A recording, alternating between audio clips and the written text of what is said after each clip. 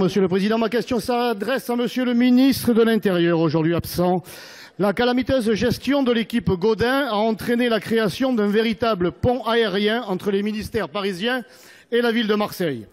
Après Julien Denormandie pour l'habitat, Jean-Michel Blanquer pour les écoles, c'est accompagné de Madame Belloubet et de Monsieur Darmanin que vous êtes venu, Monsieur le ministre, au mois de septembre à Marseille. Il ne manquait plus à cette caravane humanitaire que Bernard Kouchner avec son sac de riz sur le dos. Votre venue dans notre belle cité phocéenne était motivée par la présentation en grande pompe de votre plan anti-drogue.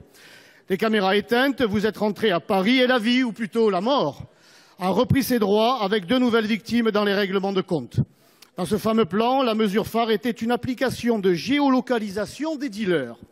Mais vous auriez dû, Monsieur le ministre, et comme j'ai pu le faire moi-même, accompagner dans ces cités une patrouille de la BST ou de la BAC, ou même de la Poste, des télécoms ou de l'EDF, ou même interroger le boulanger du coin, s'il n'a pas fui, pour constater que tout le monde connaît les points de deal et même les noms des trafiquants.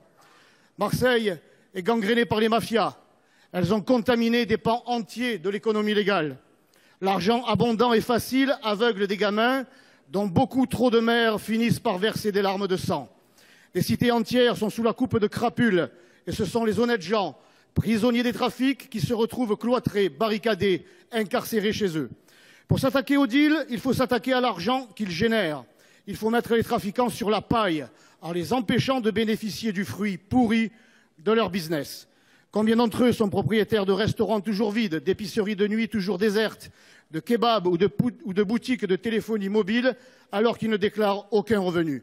Il est là le point sur lequel vous devez porter le fer. Monsieur le ministre, la guerre contre la drogue doit être totale.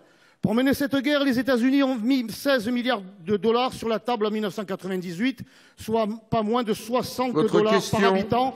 Ma question est la suivante. Allez-vous enfin accorder 60 € par Marseillais et donner les moyens conséquents à la police pour lutter efficacement contre ce fléau qui met en danger les fondements mêmes de la seconde ville de France? Pour vous répondre, la parole est au secrétaire d'État auprès du ministre de l'Intérieur, Monsieur Nunez.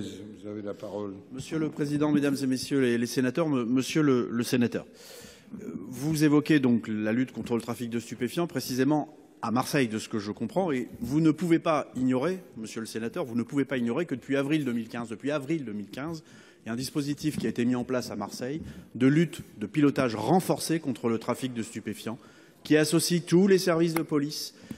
Bientôt, la gendarmerie s'y joindra, la police, la douane, et qui vise à échanger les renseignements, définir en commun des objectifs et démanteler des réseaux.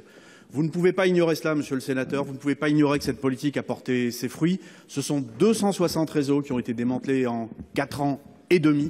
Ce sont 9 millions d'euros d'avoirs criminels qui ont été saisis. 9 millions d'euros, là où par les propos que vous tenez, vous semblez ignorer cette évidence. Oui, nous nous attaquons bien évidemment au portefeuille des dealers. Croyez-vous que nous vous avons entendu pour faire ça? Croyez-vous que nous vous avons entendu? Nous faisons cela. Et cette action, Monsieur le sénateur, cette action, d'année en année, elle augmente. D'année en année, le nombre de réseaux démantelés est plus important. L'an passé, en 2018, 70 réseaux démantelés sur Marseille. 70 réseaux démantelés aux profondeurs. Au moment où nous nous parlons, au 30 novembre, nous sommes déjà à 84 réseaux démantelés.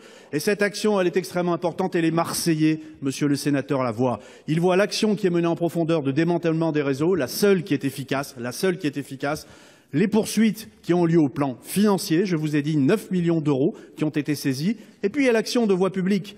Marseille reste une priorité pour le gouvernement. Nous avons des effectifs qui patrouillent. Vous êtes allé avec les BST, c'est très bien. Il y a les BAC aussi qui patrouillaient. Et n'y voyez pas quelque chose de planifié. Vous savez que ce matin même, une opération a été menée à la cité de la Castellane qui a permis de nettoyer des épaves, nettoyer des points de vente. Et puis vous savez forcément, vous y êtes, dans le 14e au Flamand, un peu avant l'été, plus de 500 kilos de cannabis qui ont été saisis. Vous ne pouvez pas dire, Monsieur le sénateur, que nous